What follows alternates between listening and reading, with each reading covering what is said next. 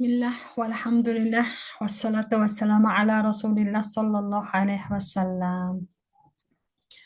Hop, Oson siyrat birinchi kitobimizni darsini davom ettiramiz o'qishda. Bugun Tabuk g'azosini o'qiymiz.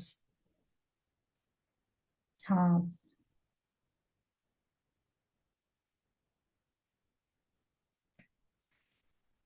Hop, demak, g'azvatut Tabuk.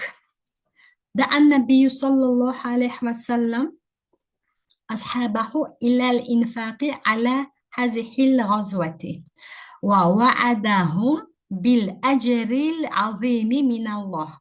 Demak, Nabiy sollallohu alayhi vasallam o'zlarini ashoblarini bu urushga, g'azva degani urusha, bu urushga safarbarlik qilishga chaqiribdilar va ularga Alloh taolo tomonidan ulkan bir ajr borligini ularga va'da qilibdilar. وخرج النبي صلى الله عليه وسلم بجيش كبير بلغ 30,000 من الناس وبلغت الخيول 10,000 فرس. Demek Nabiy sallallohu alayhi vasallam odamlardan bo'lgan 30 mingga yetgan buyuk bir qo'shin bilan va otliq askarlar ham bor ekan. O'sha otlardan iborat 10 mingga yetgan otliqdan iborat katta qo'shin bilan chiqibdilar. Demak, otliq askarlar 10 mingga yetgan va otliqsiz odamlarni o'zidan bo'lgan qo'shinlar 30 mingga yetgan buyuk bir katta qo'shin bilan chiqibdilar Tabuk g'azosiga. Fi diyari Samud. Endi Samud diyorida. في الطريق مر جيش المسلمين بديار ثمود. Samud g'oyri munsarif, o'shaning uchun bu anaqa majrurligi fatha bilan bo'ladi. Bu Samud deganda, ya'ni Solih alayhissalomning qavmlari. Endi yo'lda musulmonlar Samudlarning diyoridan o'tibdi. Faro'av bi'ron, endi ular musulmonlar quduqni ko'ribdilar. Fa ahdaru minhul ma'a, shunda u quduqdan suv olibdilar.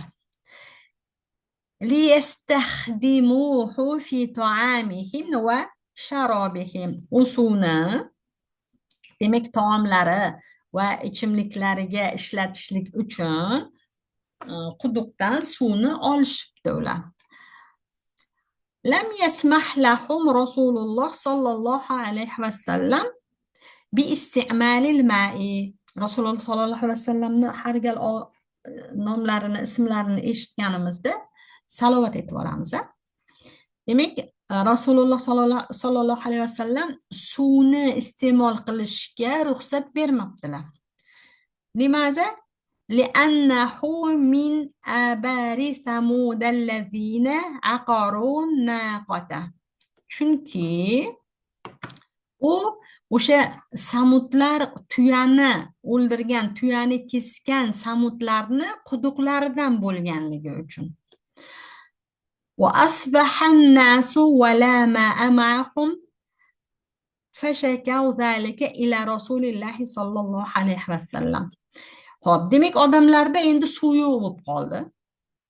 Ular bilan suv yo'q bo'lib qoldi. Ya'ni ularni na taomlariga ishlatishga, na bir ichimlik qilib ichishlariga ishlatishga suvlari yo'q bo'lib qoldi-da. Shunda keyin ular Rasulullohga shikoyat qilishibdi. Sallallohu alayhi vasallamga. Fada'a Rasululloh sallallohu alayhi vasallam robbahu fa arsalallohu g'oymatan fa amtarat va shariban nasu. Endi Nabiy sallallohu alayhi vasallam o'zlarini Robbilariga, Allohga, hop, duo qilib so'rabdilar. Ha, shunda Alloh ular g'oyma bu bulutni jo'natadi Alloh, birdan havolar ayniydi va shundan keyin yomg'ir yog'adi. Odamlar endi u yomg'ir suvidan demak ular ichadilar. Nimaga o'sha ehtiyojlari bo'lsa unga ishlatishadi.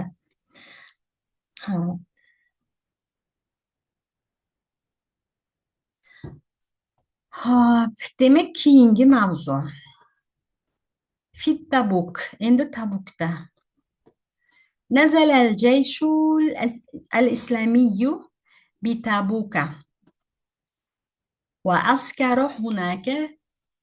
Demak, musulmonlarni askari qo'shinlari Tabukka to'xtabdilar. Nazalani o'sha tushibdilarni o'sha to'xtadilar desa bo'ladi. Ya'ni ularga u yerga shaharga tushdi deb aytadiku, o'shanaqa. Demak, Tabukka ular tushibdi. Va u yerda ular qarorgoh e, qarorgoh qilibdilar. Askaroni shu qarorgoh deb nima qilamiz? U Tabukda ular qarorgoh yasabdilar. Ya'ni u yerda nima qilgan, hali shtab deydi-ku, shtab tuzdi deydi, o'shanga o'xshagan nima qilib endi askarlar o'sha ketadi, ya'ni qo'shinlar u vaqtlarda endi yurgan, keyin qatlardan qaysidir shaharlarda ular keyin to'xtab, erta o'sha o'zlarini haymalarini yasab, lagerga o'xshatib, o'sha qarorgoh quradilar. Sami'ar rumu bimaji'i Rasulillahi sollallohu alayhi vasallam ilayhim. Endi rumliklar Rasululloh sollallohu alayhi vasallamni ularga kelganlarini eshitibdi. Faxofu, shunda ular qo'rqibdilar. Valam yastati'u taqadduma wal qitala thumma farru haribina. Demak, ular kelganlarini eshitib, u Rasululloh qo'shini bilan keldi deganini eshitiboq ular qo'rqib ketishibdi. Va ular u musulmonlarni qo'shiniga kelishga ham va ular bilan jang qilishga ham qodir bo'lmabdilar. Valam yastati'u. Hop, so'ngra ular yugurgan holda qochishibdi. Harbinani hol qilamiz farrudagi vavdan. Demak, ular qochibdi. Qanday holda? Chopgan holda, yugurgan holda ular qochib ketishibdi. بعد ذلك جاء الروم إلى رسول الله صلى الله عليه وسلم وصالحوه وأعطاه الجزية وأعطاهم النبي صلى الله عليه وسلم العهد والأمانة على أنفسهم وأولادهم وأموالهم. إن shundan keyin بعد ذلك o'sha qochib ketganlardan keyin u rumliklar Rasululloh sollallohu alayhi vasallam yoniga keladida Rasululloh bilan sulh tuzadi. Demak, u vaqtda o'sha musulmonlar shunaqa g'azotlarga chiqishgan, o'sha ular taklifi yo musulmonlikni qabul qilasan, yo biz senga urushamiz deydi, yo bo'lmasam bizga o'sha jizya to'lib bizni nimamizda nima qilasan deb ular taklif qiladi. Demak, u rumliklar shunda kelib Rasulullohga ularga jizya berishga sulh qiladi. Demak, Rasululloh bilan sulh qildi ular va solahuhu hazami Rasulullohga ketdi. Rasululloh bilan ular sulh tuzadi-da va ularga Rasulullohga, ya'ni musulmonlarga jizya beradi. Demak, bundan keyin va atohumun nabiyyu Nabiy sollallohu alayhi vasallam ularga zamir rumliklarga ketdi. Hop, zamir rumliklarga ketdi. Bu atoni foili bo'ldi. Demak, Nabiy sollallohu alayhi vasallam u rumliklarga demak ularga va'da beradilar. Va omonlik beradilar. Al-ahda deganda, ya'ni ularni o'sha xavfsizligini o'zlarining zimmanigasiga oladilar omonlikda. Hop. Demak, al-ahda ham demak ularga va'da beradilar. ya'ni bu o'sha ahd qiladilar, ya'ni sizlar o'sha nimada bo'lasizlar, biz sizga tegmaymiz. Jizya to'lagandan keyin demak ular ya'ni soliq to'laydida musulmonlarga. Musulmonlarni yerida ular qoladi, ularni joni, moli, bolalari omonlikda bo'ladi. Bu musulmonlar buni o'ziga, o'zini zimmasiga oladi bular. Al ahdni shuna deb tushunamiz. Nabiy sallallohu alayhi vasallam ularni o'sha nimasini o'zlarini zimmalariga oladilar. Demak, o'zlari u rumliklarni o'ziga va ularni bolalariga va ularni mollariga omonlik bo'ladi ularga. Hop.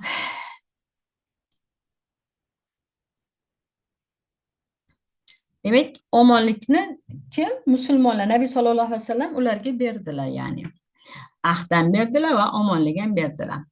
Hop, aqoma Rasululloh sallallohu alayhi vasallam bitabuk bid'a asharata laylatan. Endi thumma raja'a ilal madinati. Nabiy sallallohu alayhi vasallam u Tabukda hop 10 kechaga yaqin qoldilar, turdilar u yerda, so'ngra Madinaga qaytibdilar. Hop. Amul Wufud. Wufud degani bu vakillar, ya'ni boshqa musulmon bo'lmagan vakillar yili. Delegatsiya deb nima qilinadi-ku. Lug'atda hozir o'zbekchada ham shu ruscha lug'atlar aralashib ketgan. Delegatsiya bo'lib chiqadi, ya'ni boshqa nimadan o'sha vakillar. Ba'da fathi Makkah va ba'da avdati Nabiy sallallohu alayhi vasallam min Tabuk بدأت الوفود تأتي إلى النبي صلى الله عليه وسلم لتسلم. Demak, Makka fath bo'lgandan keyin va Nabiy sallallohu alayhi vasallam Tabukdan qaytganlardan keyin o'sha vakil delegatsiya, o'sha boshqa nimani, boshqa joylarni delegatsiyalari, vakillari Nabiy sallallohu alayhi vasallamni yoniga musulmonlikni qabul qilish uchun kelishni boshladi. Hop. Kanat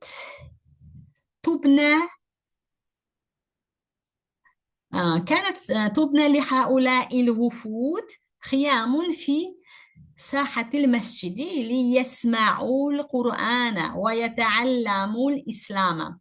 Endi o'sha delegatsiyalar uchun, vakillar uchun masjidni hovlisini sathida, masjidni hovlisida ular Qur'on eshitishliklari uchun va islomni o'rganishliklari uchun xiyam, bu o'sha ayvon, chaylaga o'xshagan o'sha ayvon qurilibdi, bino qilinibdi.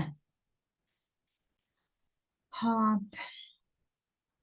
Demak, buni ham o'tdik bu dars nima temani. Endi hozir hop, hajjatul vada'i, vidolashish haji.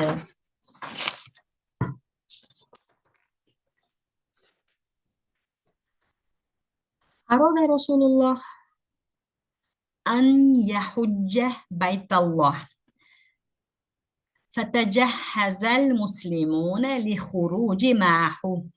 Demak, Rasululloh sallallohu alayhi vasallam haj qilishni xohlabdilar va musulmonlar ular bilan haj qilishlikka tayyorlanibdilar. Ha.